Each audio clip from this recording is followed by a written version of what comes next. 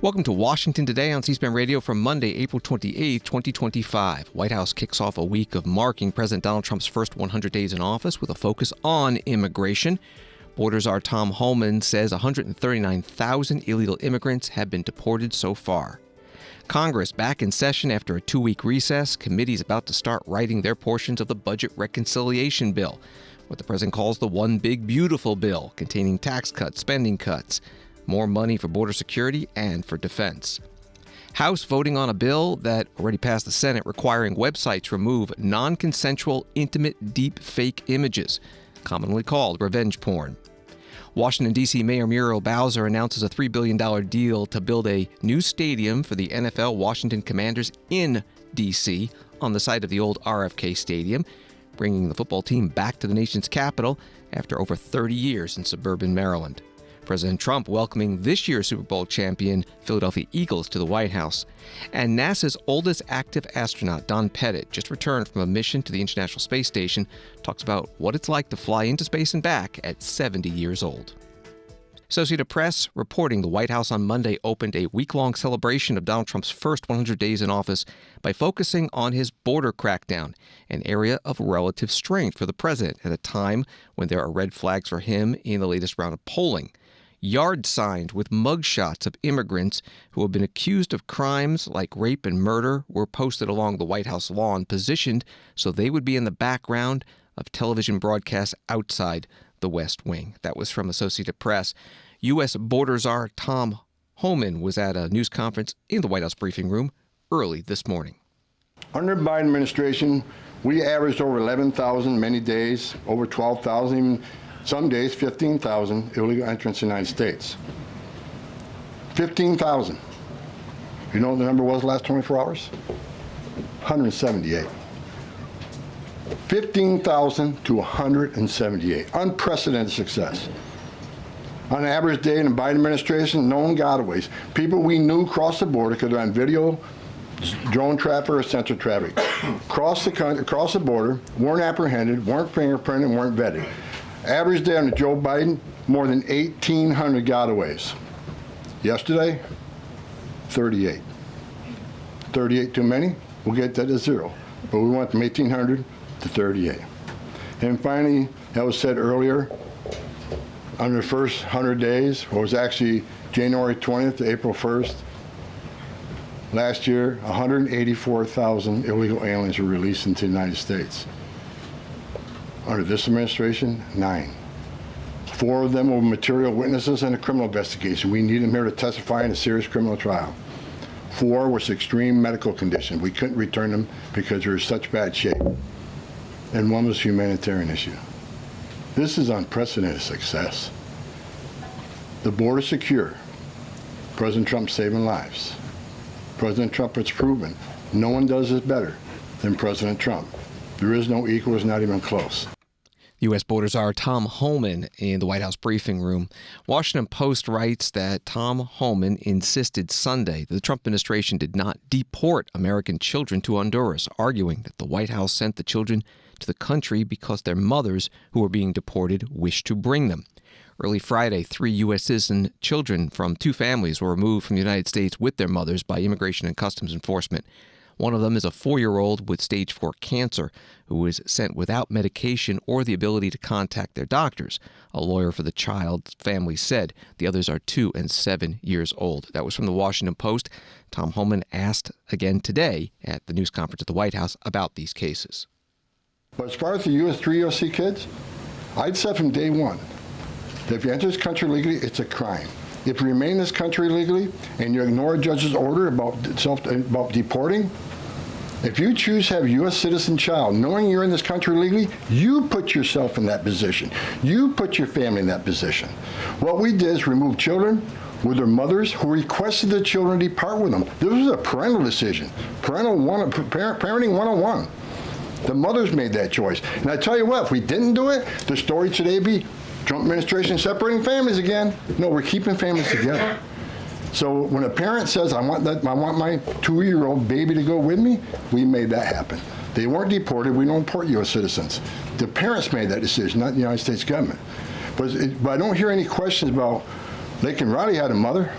She's never going to see her child again. Rachel Morin, she had 5 children. Those children are never going to see their mom again.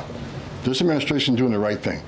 Every public safety threat we arrest in this country and remove them, this country is much safer. So parents will make a decision what happens to their child.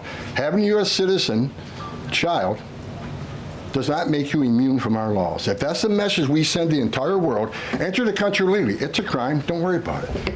Get order removed by an immigration judge. Don't worry about it. No one's looking for you. And have a U.S. citizen child, and you're immune from our laws, you're never going to fix the border. People will keep putting themselves in harm's way. More women would die. More children would die crossing this border. We got to secure a border by enforcing our laws. We're not making this up. We're enforcing laws under statute enacted by Congress, and it's the right thing to do.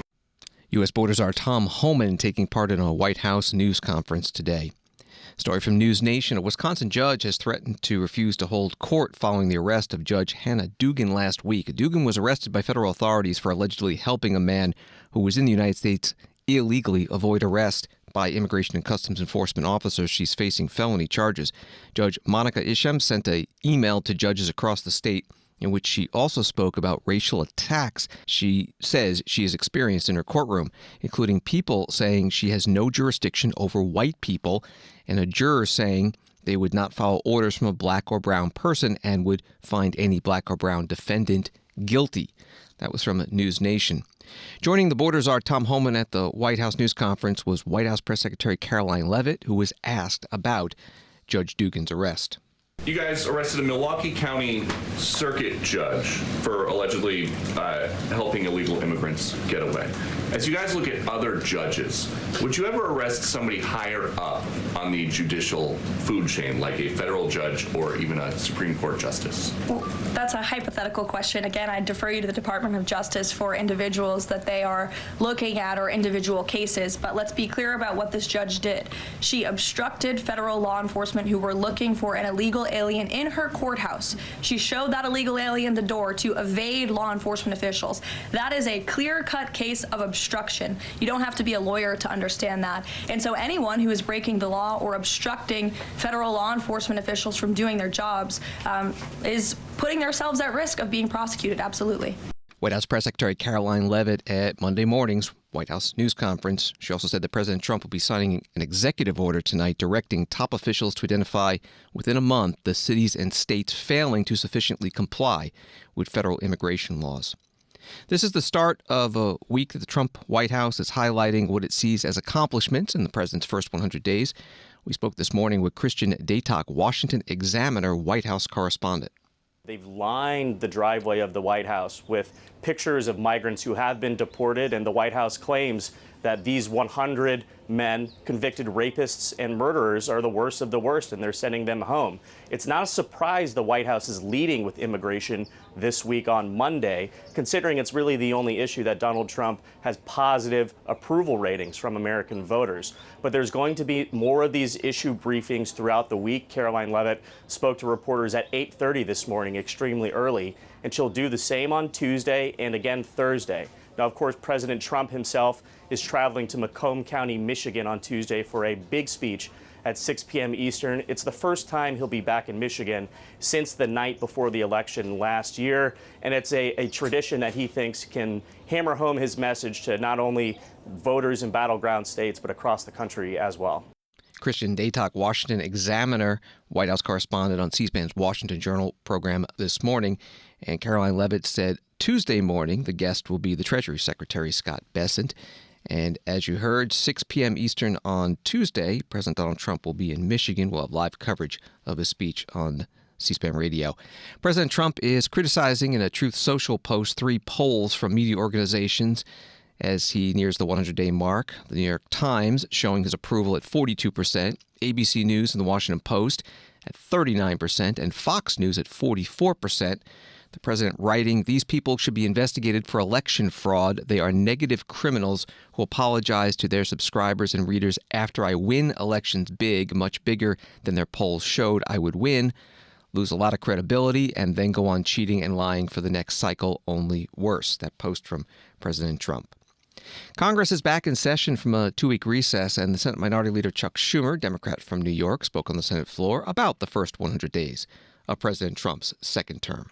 This week, President Trump marks 100 days as president. It's been 100 days of hell for American families, for our economy, and for our democracy. The start of Donald Trump's second term has been the worst start of any president in modern times. He now has the lowest approvals any president has seen through his first 100 days since they started polling 80 years ago. Tomorrow night, Senate Democrats will take to the floor to highlight the disaster of Donald Trump's first 100 days. We will expose his broken promises. We'll expose his lies. We'll expose the ways he is threatening democracy. So we will take to the floor and expose Donald Trump as a disastrous president in his first 100 days. We ask America to listen. On the day he became president, Donald Trump promised a golden age for America. Today, that seems laughable. Instead of a golden age, what Americans have gotten is one of the most chaotic, corrupt, and harmful starts to a presidency in modern history. Before our very eyes, the man who occupies the Oval Office is destroying the foundations of our democracy. Federal law enforcement are arresting people with little due process, even going as far as arresting a judge in Wisconsin. At least 4 U.S. citizens, all of them children, 2 suffering from cancer, have been illegally deported. It's sickening, it's immoral. Arrest a judge to try and threaten and scare judges, which he's done before, saying he's about impeachment and other things. Freedom of expression, rule of law is under attack. Government has been weaponized against the free press, against academic and judicial independence, against anyone who might disagree with Donald Trump. Donald Trump doesn't want to be president of a democratic republic. He has said he wants to be a king or some kind of dictator. He said, "Let me be a dictator for one day." But his actions show he wants to be one for much longer. Meanwhile, billionaires like Elon Musk have been handed the keys to the federal government with little accountability. Donald Trump claimed he's a better president than George Washington, but he takes inspiration more from the likes of Viktor Orban or worse. So 100 days into Donald Trump's second term, what exactly do Americans have to feel good about? Is it that Donald Trump's trade war has pushed our country to the brink of recession? Is it that his tariffs will cost families an average of $4,700 annually? Is it that CEOs and business owners are warning about rising costs, empty shelves, and an economic downturn? Maybe it's that the Dow Jones is on track for its worst April since 1932. The truth is, Donald Trump's presidency is no golden age. It's a disaster. The worst start to a new administration in modern times. Americans are already fed up. Americans are already beginning to see that Donald Trump has betrayed them, that Donald Trump's campaign promises before he won election and his actions as president are almost in direct contradiction on issue after issue after issue. They are seeing that Donald Trump is not on their side. He's not on the side of working families. He's on the side of the billionaires. And we're all suffering for it. Senate Minority Leader Chuck Schumer, Democrat from New York, on the Senate floor. This is Washington Today. From CNN, House Republicans have unveiled the first details in their sweeping bill to implement President Donald Trump's agenda, promising to pump in roughly $150 billion for defense programs and tens of billions more in border security measures. The details come as Trump and Speaker Mike Johnson are set to meet at the White House Monday afternoon, the same day Congress returns from a 2-week recess and prepares for a critical period of legislating. 11 different House committees plan to release various pieces of the larger bill before they're cobbled together into one massive package that Speaker Johnson wants to bring to the floor before Memorial Day, an ambitious time frame. But there are a number of contentious issues still unresolved, namely over $1.5 trillion in spending cuts to federal programs and a multi-trillion-dollar overhaul of the U.S. tax code. That was from CNN. The Senate Majority Leader, John Thune, Republican from South Dakota, also spoke today on the Senate floor. Before Easter, the House and the Senate took a major step forward on a permanent extension of tax relief for American families by passing a budget resolution that will allow us to proceed to a final bill. We've been working toward the text of that final bill for months, and drafting has only accelerated since passage of the budget resolution. And I'm looking forward to House and Senate taking up the final legislation. Mr. President, there's a lot on the line here. The tax relief that Republicans passed in 2017, which puts more money in Americans' pockets, is set to expire at the end of this year. And without congressional action, in 2026, tax rates will increase. The child tax credit will be cut in half, and the standard deduction will be nearly halved. Americans making less than $400,000 a year would see a $2.6 trillion tax hike. And a typical family of four making $80,000 would be sending an additional $1,700 to Uncle Sam. Republicans, Mr. President, do not intend to let that happen. And our final bill will not only extend the 2017 tax relief for hardworking Americans, it will make it permanent. And in addition to permanent tax relief, our final legislation will invest in our border, energy, and national security. All three have suffered in recent years under the Biden administration. And Republicans are committed to securing our border, unleashing America's abundant energy resources, and ensuring that our military has the resources it needs to deter and defeat any threat. Finally, our legislation will also include substantial savings measures as we take a hard look at how we spend taxpayer dollars and work to get our country on a more sustainable fiscal path. Work on drafting this legislation continues.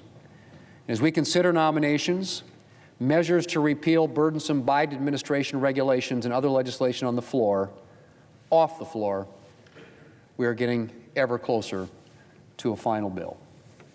And Mr. President, it's going to be great.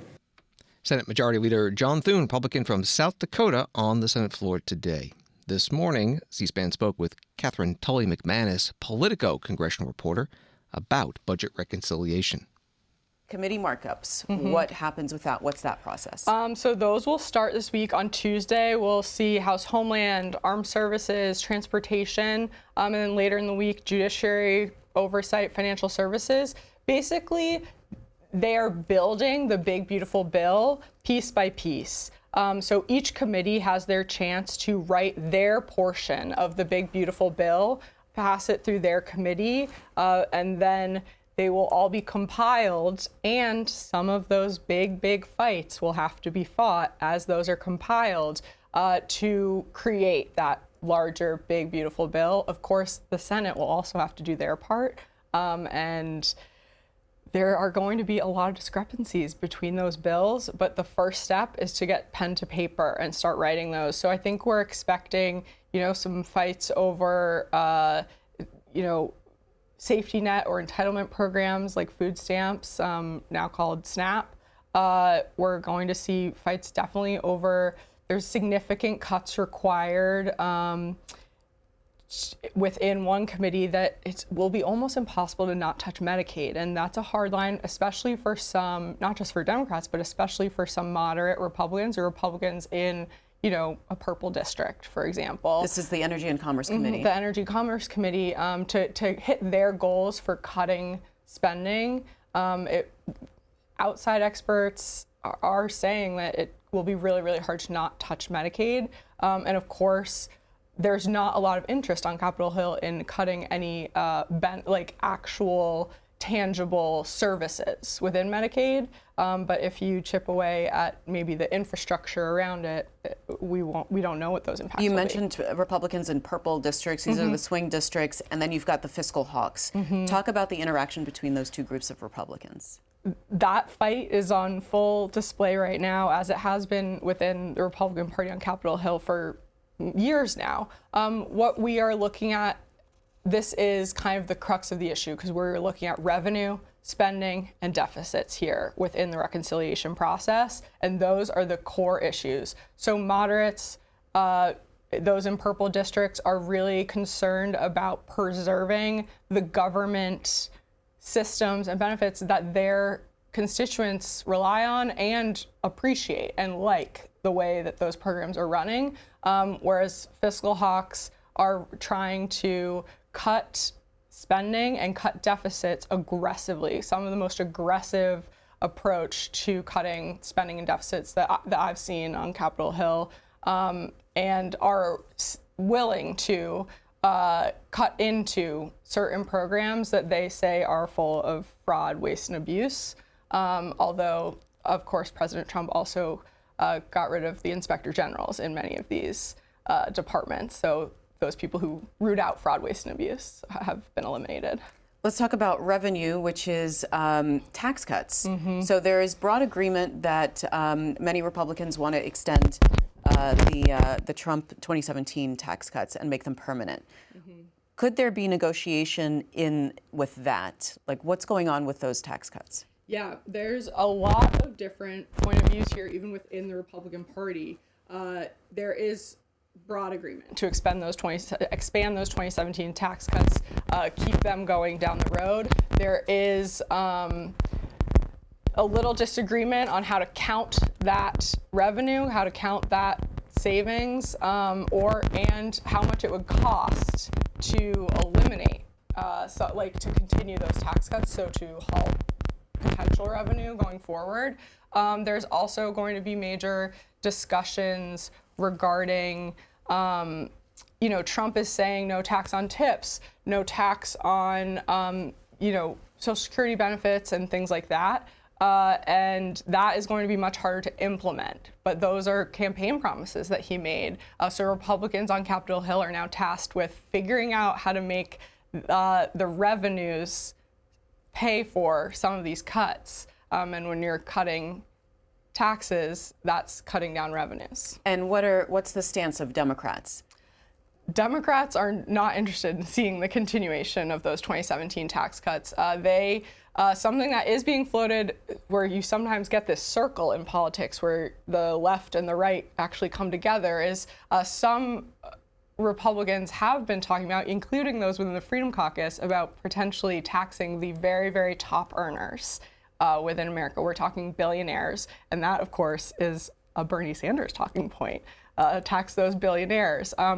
That is looking not very popular among Republican leadership on Capitol Hill, so we're not sure that is actually going to move forward. But the fact that those talking points have come together is something, one of those fun moments in politics where the left and the right go so far that they end up next to each other. Catherine Tully McManus, Politico's congressional reporter, joining C-SPAN's Washington Journal program this morning.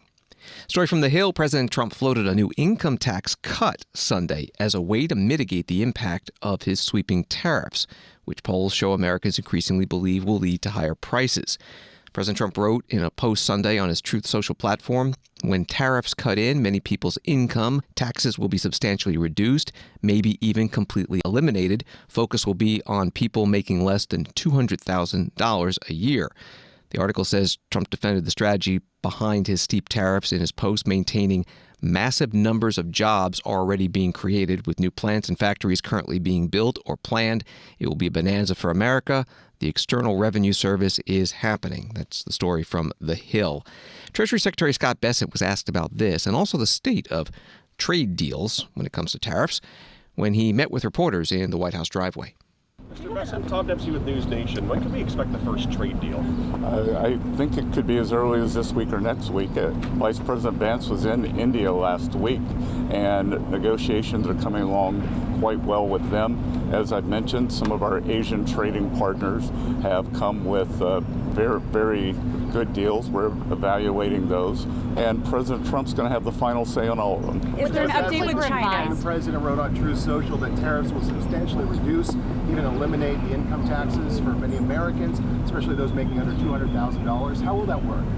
I haven't spoken to President Trump since he got back from the Vatican. We're going to be having a tax meeting today, but what you can see is that as we go into the tax negotiations or the final stages of the tax bill, we're going to see the president's campaign promises: no tax on tips, no tax on Social Security, no tax on overtime, and making auto loans deductible again. Tariffs could substantially pay for many of those. So, Secretary, is there an update with China? Treasury Secretary Scott Bessent speaking to reporters in the White House driveway.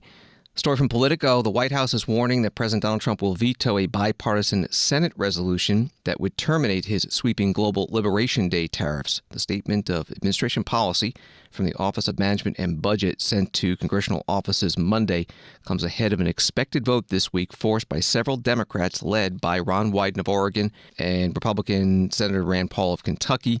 This resolution would undermine the administration's efforts to address the unusual and extraordinary threats to national security and economic stability posed by the conditions reflected in the large and persistent annual U.S. goods trade deficit, the administration wrote, reporting from Politico. On Wall Street, the Dow up 114, NASDAQ down 16, S&P up 3. The House today debated a bill to make it illegal to publish revenge porn material online and require websites and internet media companies to remove non-consensual intimate deepfake images within 48 hours of receiving a notice from a victim. The bill is titled Take It Down Act. It passed the Senate in February by unanimous consent. It's supported by the White House, championed by First Lady Melania Trump. The national minimum standards would not override laws in states that have additional protections. Here's some of the House floor debate. The bill's sponsor, Congresswoman Maria Elvira Salazar, Republican of Florida. The name of the legislation is Take It Down. The mission of this bill is simple, profound, and long-lasting. It stops cyber abuse. It prevents the bullying of one child against another, and even more importantly, it prevents suicide born out of shame. It is outrageously sick to use images, the face, the voice, the likeness of a young, vulnerable female, to manipulate them, to extort them, and to humiliate them publicly, just for fun, just for revenge. And that is why we created this bill, to stop the abuse spreading like wildfire right now on social media. It is widely known that 99% of the time, the victim, most of them girls, don't even know their faces, their bodies, their intimate parts, are being circulated around the internet in fake, compromising, pornographic images. Unfortunately, in life, perception is reality. And even though the images are fake, the consequences are very, very real. Even though, like as I said, the images do not belong to them, those girls are paying for them dearly. With shame, with humiliation, the unbearable suffering when you're 14, 15 years old. And up until now, there was no recourse. Just imagine waking up one morning to find yourself trapped in a nightmare that you never created. And this is exactly what's happening to our children, and this is why we must act. The bill, called the Take It Down Act, finally sends a very loud and clear message to big tech. If you, big tech, do not remove these fake images within 48 hours, you are as guilty and as responsible as the predator who created them. I'm talking to Snapchat, to Instagram, to TikTok. All of them will have to comply within 48 hours when a victim demands and calls you and tells you that you got to remove those images. No more excuses. You, big tech, you have to take it down.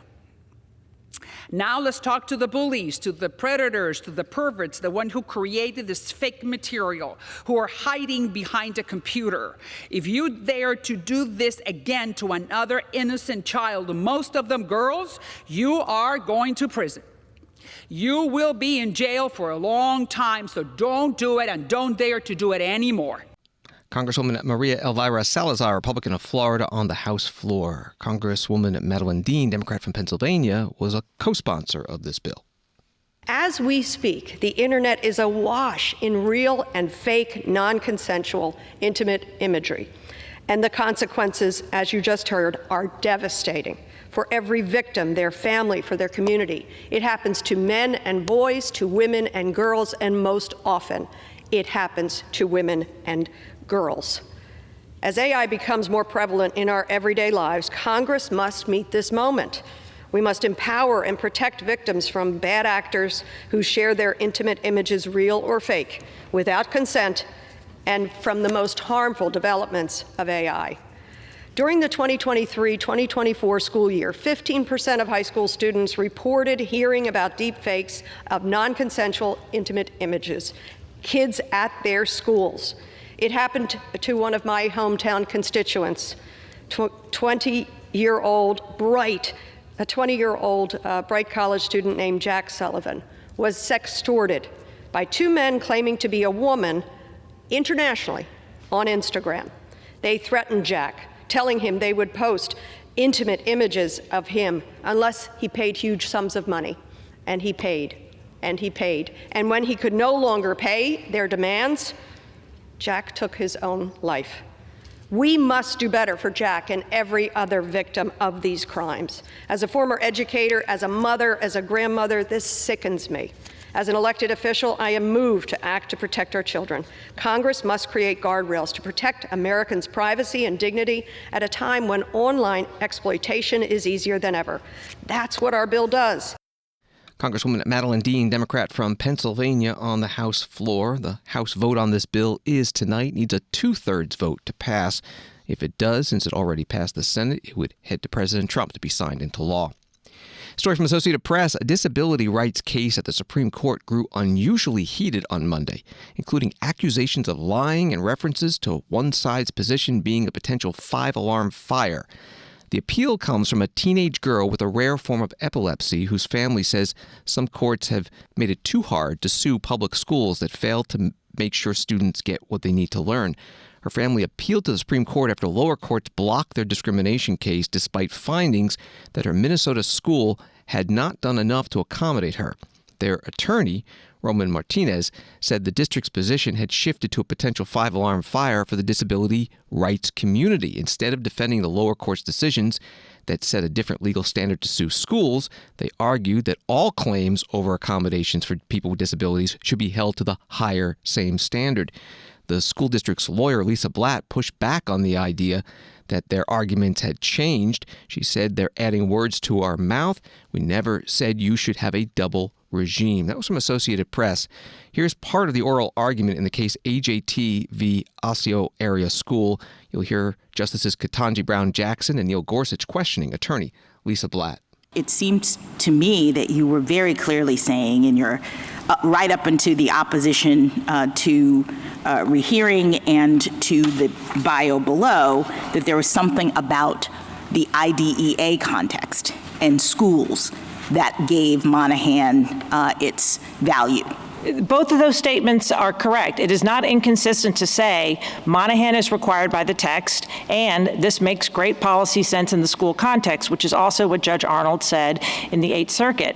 The disconnect is there's this it's a lie to say that we never defended Monahan by the text. It's on page 26 of No, I'm not. I don't think the argument is that you never defended it by the text. Well, what is a lie and what is inaccurate? If I could just get this out, please. What is a lie and inaccurate is that we ever said in any context that this court should take the same language and define it differently depending on context. That is not true. There is no statement. They adding words to our mouth. We never said you should have a double regime. What the school district has said, which is what Monahan said, you believe that Mr. Martinez and the Solicitor General are lying?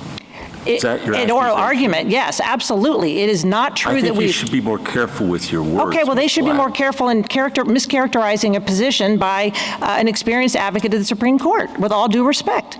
Attorney Lisa Blatt being questioned by Justice Neil Gorsuch and Justice Ketanji Brown Jackson in today's case AGT v. Osseo Area Schools. Again, from the Associated Press article, at the insistence of Justice Neil Gorsuch, Lisa Blatt withdrew the allegation the other side had lied, but held firm to the contention that disability rights claims should be held to a higher legal standard. The justice appeared skeptical of that argument, with Justice Amy Coney Barrett calling it a sea change and questioning whether any lower courts had adopted a similar view. Decision in the case expected by the end of June, from the AP article. Washington Today continues in a moment. Democracy. It isn't just an idea, it's a process shaped by leaders elected to the highest offices and entrusted to a select few with guarding its basic principles. It's where debates unfold, decisions are made, and the nation's course is charted. Democracy in real time. This is your government at work. This is C-SPAN, giving you your democracy unfiltered.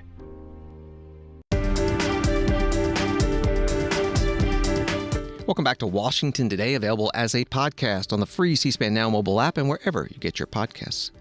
A few more headlines from Newsweek. Ukraine is calling for an immediate ceasefire in response to Moscow's announcement it plans for a 3-day pause in fighting next month. Russian President Vladimir Putin has declared a temporary ceasefire between May 8th and May 10th to commemorate the 80th anniversary of the end of the Second World War. The Minister of Foreign Affairs of Ukraine posted on X, if Russia truly wants peace, it must ceasefire immediately. And in Washington, Roll Call writes that 5 months after announcing his esophageal cancer diagnosis, Virginia Congressman Gerald E. Connolly said Monday that he will not seek a 10th term and also plans to step down as the top Democrat on the House Oversight and Government Reform Committee. He said in a message to his constituents, Virginia's 11th district, "The sun is setting on my time in public service. With no rancor and a full heart, I move into this final chapter full of pride in what we've accomplished together over 30 years. NBC4 in Washington writes that the Washington Commanders plan to return to their namesake city under a more than $3 billion deal to create a new roofed stadium for year-round events on the site of the team's historic home. District leaders and Commanders ownership outlined their plans Monday to build a new stadium on the 170-plus acre site of the mothballed Robert F. Kennedy Memorial Stadium along the banks of the Anacostia River. Renderings of the new stadium show a glass roof and views of the U.S. Capitol. Plans for the site also include an entertainment district and riverfront housing, dining, and recreation. That was from NBC4. Washington, D.C. Mayor Muriel Bowser said at a news conference at the National Press Club, this agreement is more than a football stadium. It brings needed economic development to the district. We have 180 acres of opportunity on the banks of the Anacostia River. And And I have to pause to acknowledge our Congresswoman and Congressman James Comer of Kentucky, who advanced a bipartisan effort to deliver that land to D.C. Thank you, Congresswoman Norton.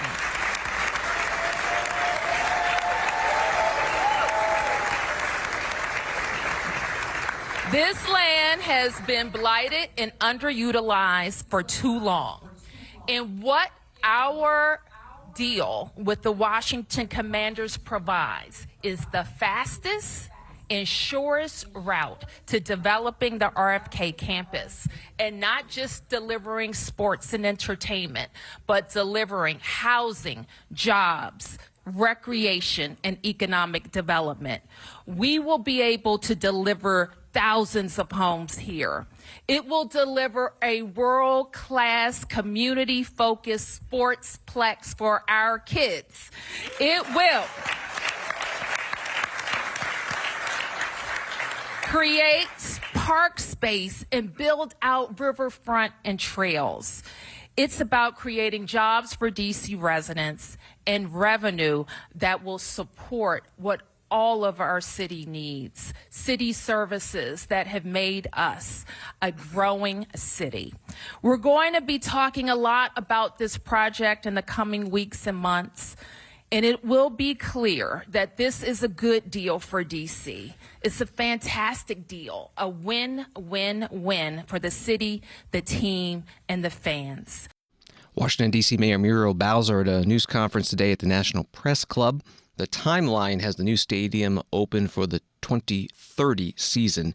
WUSA TV Channel 9 in Washington reports that while Monday's announcement made a D.C. homecoming for the Commanders appear closer than ever, it's not yet set in stone. The D.C. Council would have to approve the deal. Some members, including Council Chair Phil Mendelson, have voiced concern about how much the deal might cost given ongoing budget issues.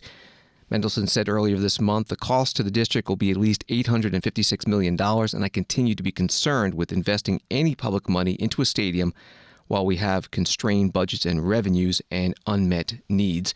This would be the third biggest public subsidy for a football stadium anywhere in the nation. That was from WUSA TV. President Trump posting today on Truth Social, "I am thrilled to announce that the Washington football team will be returning to our nation's capital. The new stadium deal is a huge win for Washington, D.C., and for the team's incredible fan base. It will also boost economic development, create more jobs, and hopefully lead to less crime in the area. We are making Washington, D.C. great again, one step at a time." This year's Super Bowl champions, the Philadelphia Eagles, visited the White House today to meet with President Trump. WCAU-TV NBC Philadelphia writes it is the team's first visit to the White House for the traditional championship visit since the plans after the Birds won in 2018 were scrapped due to concerns over players not wanting to visit Trump amid his administration's policies at the time. President Trump did single out the star running back. The season started off slow, but you soon caught fire with your great coach inspiring you, and you got the ball to your superstar running back, who I met yesterday, and I want to tell you he's a handsome guy, but I wouldn't want to tackle him. Saquon Barkley. Where's Saquon?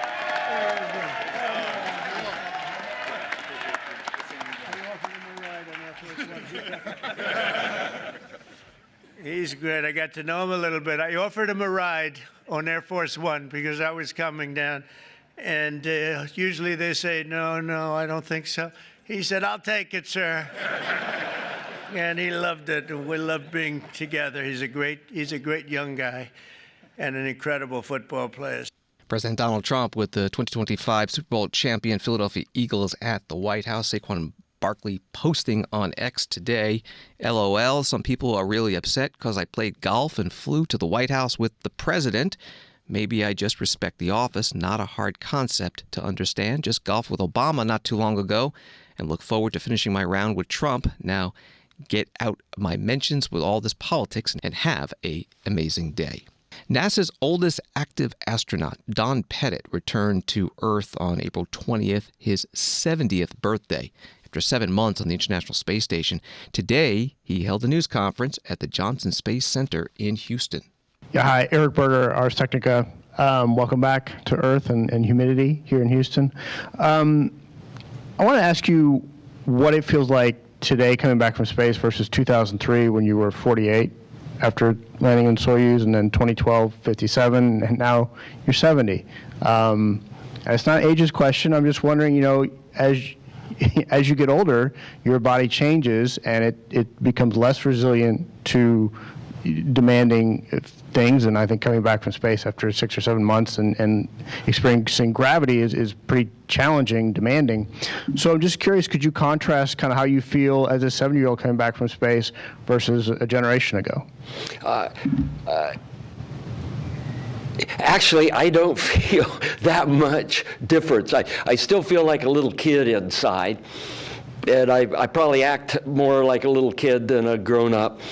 And I've got a few creaks and groans in my body, but basically I feel the same as I did 20 years ago, and coming back to gravity is provocative, more so than leaving gravity, and it doesn't necessarily have to be that way with everybody. That's the way it is with me, and it's a learning process to get your body back in gear for gravity, and it isn't the big muscle groups, because think about it, a week ago I was on station, I was doing really heavy squats, I was doing deadlifts, I could float around with the greatest of ease, even though I had no trapeze, and I was right at the peak of my game. And then you come back to Earth and it's like, God, I can't even get up from the floor anymore, and it's humbling for one, but it isn't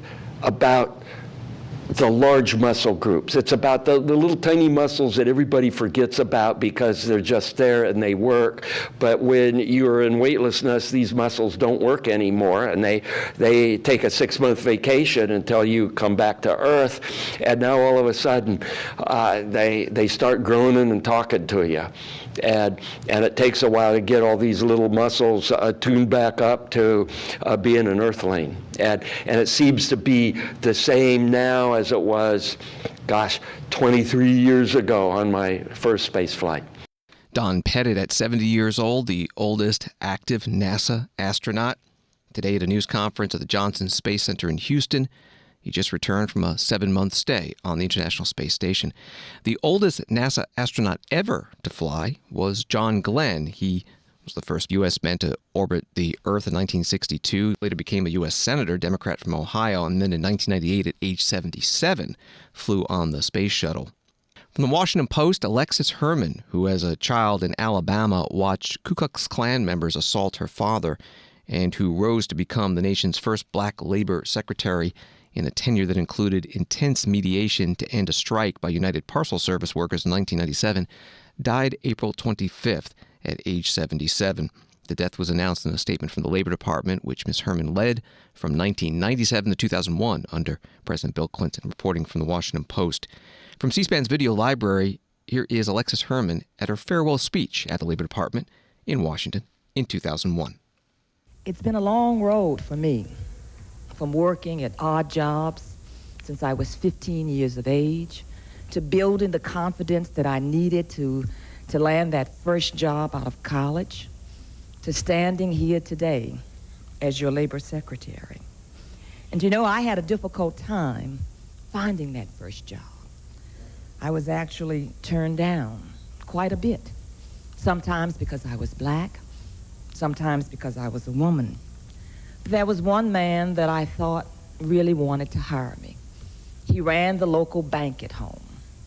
And he said, Miss Herman, you know, I really would like to hire you to be a typist or a teller. Perhaps if you're lucky, I might even be able to hire you to be a secretary. Well, I'd love to know where he is today. You see, I want to be able to turn to him and say, sir, I did become a secretary.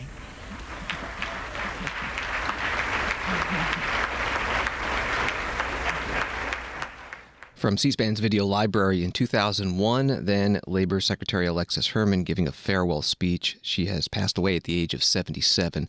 Former President Bill Clinton, in whose administration she served, putting out a statement, Alexis Herman was a skillful and creative administrator who worked to empower women and strengthen families.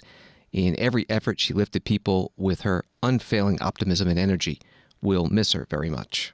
Thanks for listening to Washington Today. Sign up for C-SPAN's evening newsletter word for word, and we'll send you the stories making headlines in Washington every day. Subscribe at cspan.org/connect. Have a good night.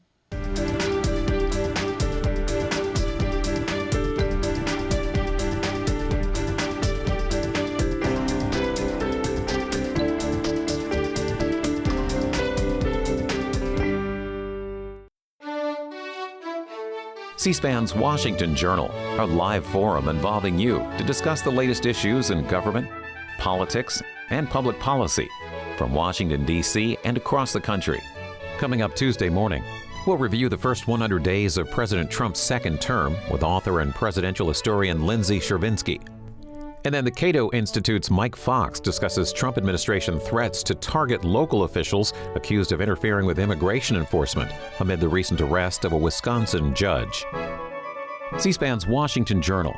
Join the conversation live at 7 Eastern Tuesday morning on C-SPAN, C-SPAN Now, or online at cspan.org.